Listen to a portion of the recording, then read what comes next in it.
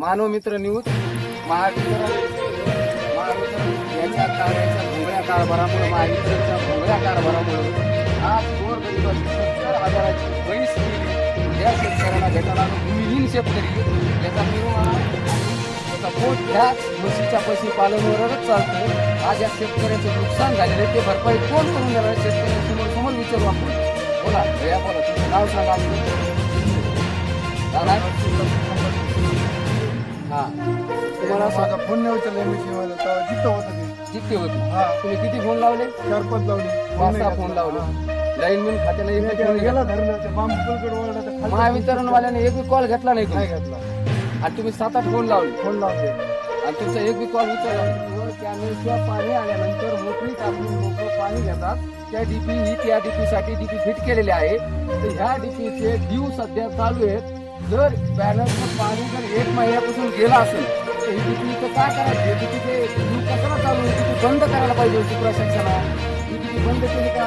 नाही केली. यांची 70,000ची म्हैस आज या शेतकऱ्याची मेली आहे. त्याचे जिम्मेदार महावितरण आहे आणि लाईनमॅन खात्याचे आहे. बरं तरी झालं ह्या शेतकऱ्याचा मुलगा किंवा हे शेतकरी चिटकले नाही तर हे चिटकले असते तर आज कोणत्या तत्वावर गेला असतं? कोणत्या पद्धतीने झाला असतं? एक शेतकऱ्याचा बळी गेला असता. हे जिम्मेदार कोण आहे? महावितरण आहे.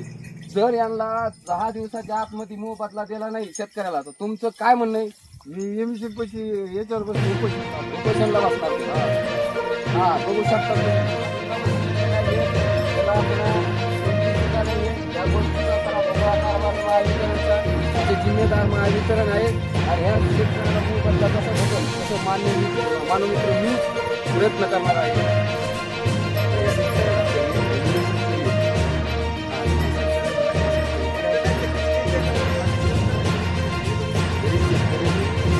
त्याच्यावरच पोटनिवडा त्यांचा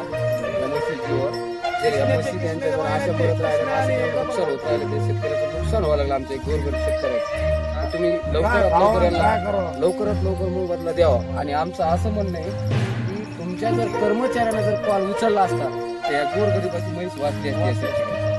त्यांचं तोंडाला सुद्धा त्यांची गोष्ट ऐकू शकतो. बोला सांगा. साहेब तुम्ही जर ते फोन उचलला असता का तर हे वाचतच होते आमचं जनावर.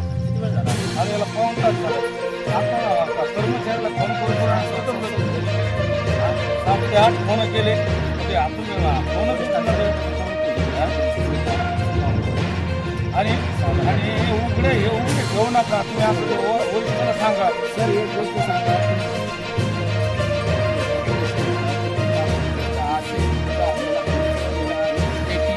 बॅट असते असं म्हणलं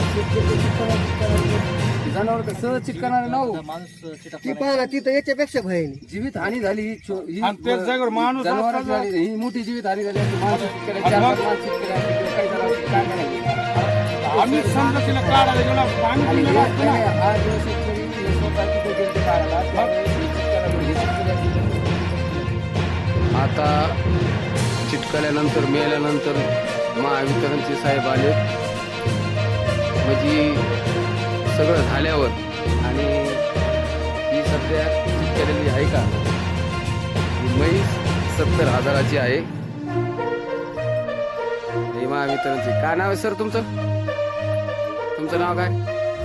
पगारे साहेब म्हणून आहेत लाईनमॅन. ते आलेले आहेत पंचनाम्यासाठी. तर पंचनामा होणार आहे.